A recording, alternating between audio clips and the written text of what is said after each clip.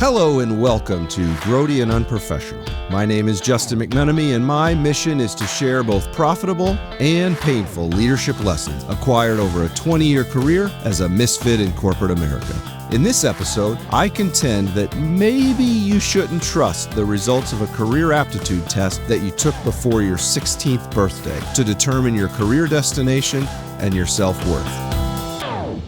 Hey, buddy, what do you want to be when you grow up? Most of us are in elementary school when we first interact with this question. In the innocence of youth, the world is our oyster. Anything is possible, even probable. The question elicits responses like cowboy, ballerina, NFL quarterback, astronaut, or more recently, Insta-influencer. However, as we progress through high school, college, and into the first steps of our career, this question of what do we want to be when we grow up often transforms into one that conjures dread. For some, the dread is not knowing the answer or not knowing the destination. For others, the dread is being handcuffed to a destination previously selected. It may be that the path is much different than we expected, and it may be that upon reaching the destination, it isn't as expected.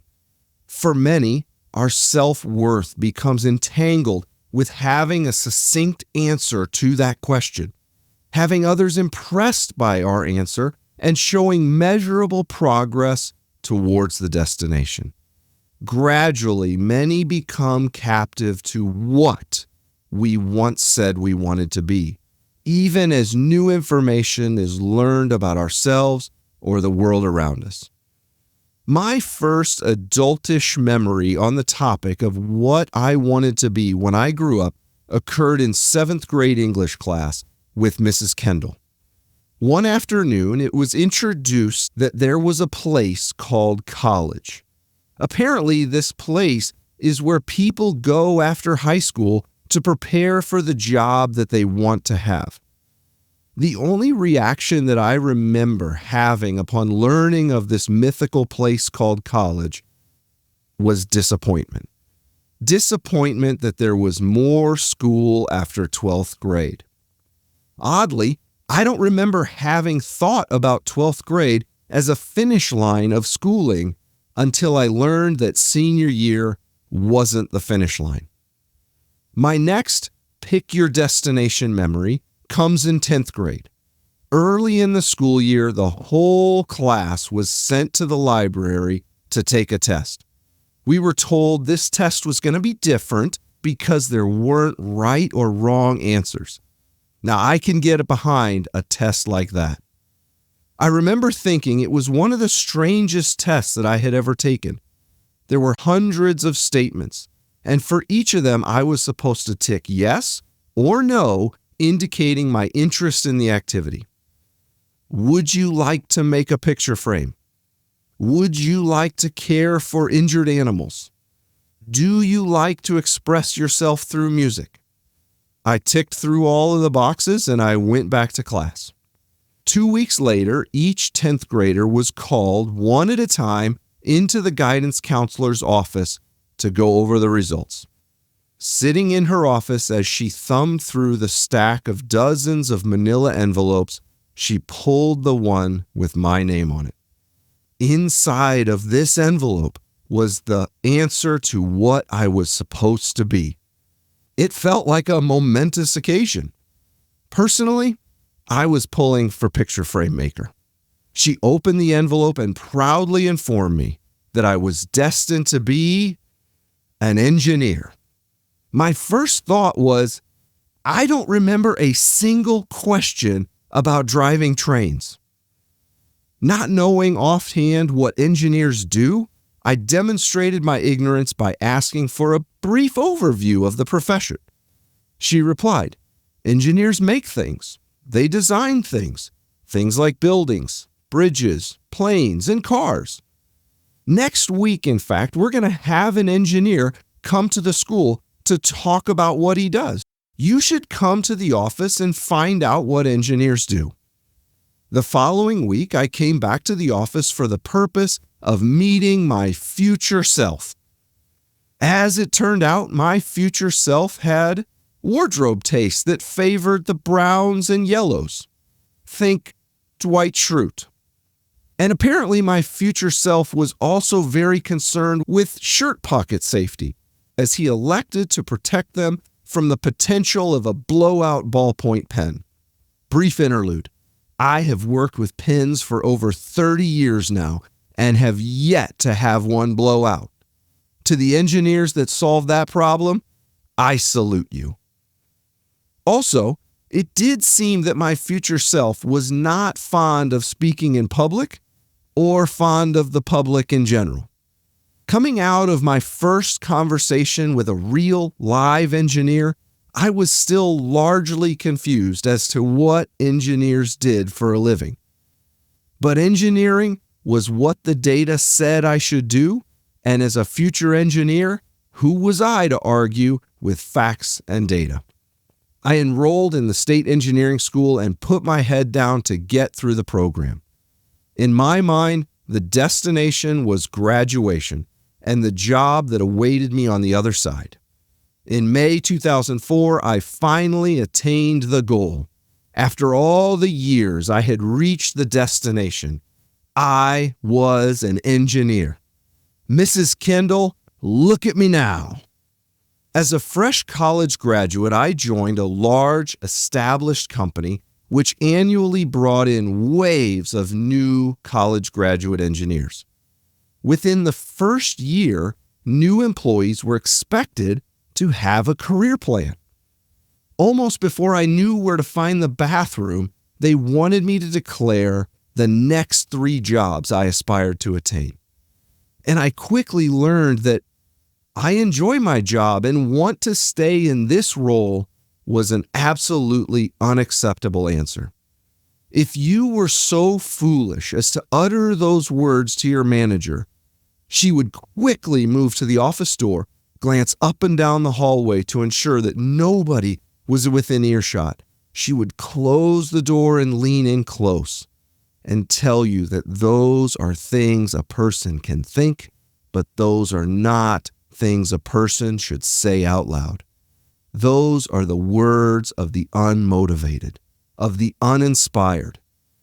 I was starting to realize every destination I pursued turned into a mirage. Destinations weren't a place where you could sit down, relax, and enjoy yourself. They were a waypoint, a stepping stone to the next bigger thing, to the next destination. Within a year of starting my career, the satisfaction of attaining a job as an engineer was crowded out by anxieties of not knowing where I wanted to take my career and concern that I wasn't moving quickly enough toward this unknown destination. Early in my career, I experienced a watershed event which permanently marked my convictions on how I consider my work and the frustrations associated with the seemingly endless chase of phantom destinations. I found myself on a particularly high-profile and stressful project. The factory was down, and the test cell that I operated needed to find and fix the software bug holding up the assembly line. I remember telling my boss as the weekend approached that I was planning to travel to another state to attend a college friend's wedding. His reply, "If it isn't your wedding, you aren't going." Over the course of 10 days, we ran the test cell around the clock. I only left the facility to sleep during hours which tests could run autonomously. This was a project looking for a superhero, and I wanted to be the one that jumped into the breach to save the day. The destination was a solution to this technical problem and getting the factory back up and running. Right around the time of this sprint, we received word that an engineer who had been on medical leave had passed away from cancer. As death often does, the news reframed and diminished the comparatively unimportant project I was working on. The deceased had worked at the company for over 35 years. He was a talented, hardworking engineer and had attained a high position. He had numerous superhero projects credited to his efforts. Upon his passing, the company moved on.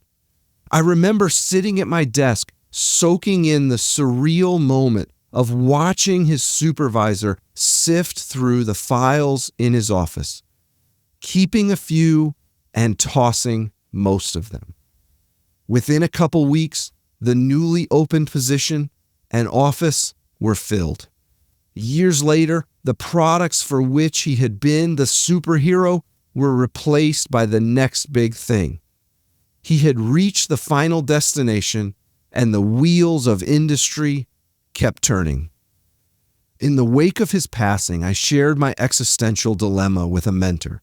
He said very directly, "The company is not coming to your funeral." That hit me right between the eyes. In the coldest lens, the company characterizes me as period cost, deployed in expectation of future revenues. The company, as an ideology, has no feelings, and for the most part, has very little memory. I was forced to ask, I was forced to wrestle with questions like, who is coming to my funeral? And why are they coming? Clearly, coworkers will come to my funeral, or will they? Are my relationships at work or even in my broader community simply transactional, a means to an end? Are my relationships anything more than surface-level social formalities? Am I knowing, being known by, caring for, and sharing life with the people around me such that upon my passing, they will spend 2 hours of their day to stand in line at my visitation? Will there be a line? Will my visitation be the last moment attendees consider my life? Like most people of a similar age, I have attended more than a handful of funerals. I have witnessed funerals in which only a handful of emotionally wounded family members attend, seeking confirmation that the old selfish grump is in fact cold. Conversely, I have attended funerals where 1,000 people stand in line for hours to tearfully pay respects to a person that lived their entire life in a town of 300 people. The latter is a life well lived, where those that remain come expressing gratitude for the investment, the imprint the deceased made on their lives. Never once has exceeding a sales goal attended a funeral. Never once has a 30% reduction in warranty attended a funeral. Never once has the company's appreciation for working through the weekend placed a bouquet of flowers next to a casket. It should go without saying that these questions should not draw us to the conclusion that we shouldn't work. It doesn't mean we give less than our best at our daily labor. We should pursue. We should strive. We are built for and can attain great joy and self-worth from committing ourselves, stretching ourselves, achieving great things, and overcoming failure in the pursuit. It is, however, important to regularly stop and ask, for what are you striving? To what end are you stretching?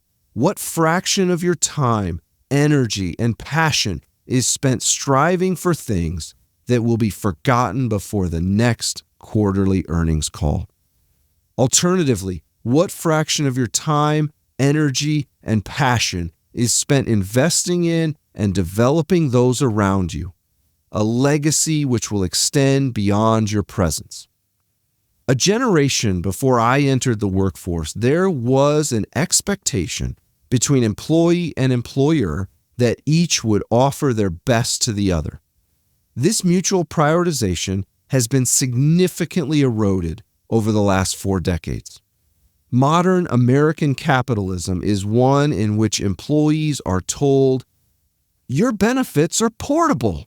And that's great for you. Hitting a set of quarterly financial numbers justifies severing employment with long-tenured employees. And the investor dollar is often prioritized over the employee's tenure or the customer's experience.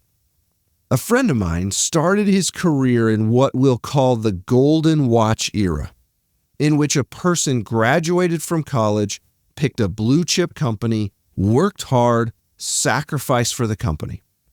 And in turn, the company would reciprocate through career advancement and development.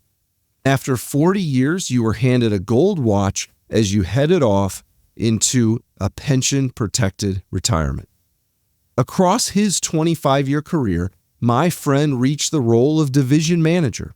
By all accounts, he was a good manager. He was a leader that people desired to work for, and the company had placed him in roles of increasing responsibility. Unfortunately, in his early 50s, he was caught in a round of layoffs. In order to maintain the shareholders' financial aspirations, the company elected to trim the middle. No amount of missed basketball games, birthday parties, layover weekends, or banked vacation days could keep him from the executioner's axe. I met him for breakfast a couple weeks after his last day as we discussed what was next for him in his career. He shared the sentiment, for the first time in 25 years, I'm asking myself, what do I want to do?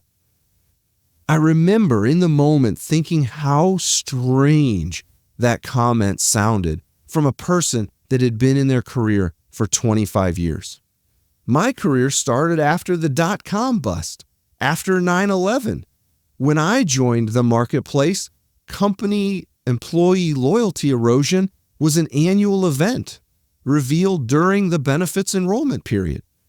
I remember at the beginning of my career in those first few years, company veterans would talk about orientation packets they had received as they entered the company, touting a job for life. I, on the other hand, was more familiar with voluntary separation packages and years in which there was, no budget for merit increases. We have to make room for budgeted dividend increases. There are many authors that aim their frustration with the evolution of the marketplace at CEOs, or institutional money, or globalization. Candidly, I'm not smart enough to know, and I'm not big enough to do anything about these macro shifts in the market. What I can do is recognize the change has happened in the market and seek to adjust my strategy to account for new realities. A generation ago, an employee could largely rely on the company to set the career path for them. Hard work and loyalty were rewarded by the company as they curated your career on your behalf. In today's marketplace, however, the individual must be the curator of their own career.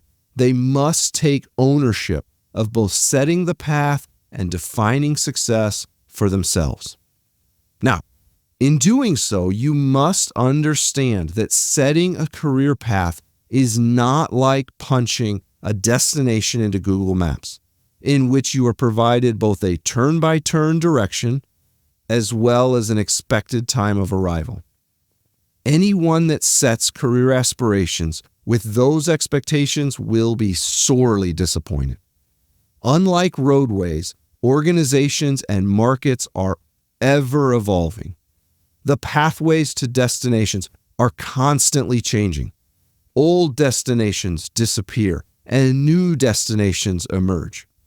Setting a career path is much more akin to a kayaker using a paddle to navigate a set of river rapids. The paddle alone does not set the path. The current is often dominant in setting the direction and speed, but a skillful kayaker looking downriver uses the paddle to harness the current in directing the kayak. Like rapids, the market is dynamic. Companies change strategies. Companies merge. Downturns happen. If your destination is specific to a company, a title, or a determinant climb in today's org chart, there will undoubtedly be instances in which the destination disappears before arrival.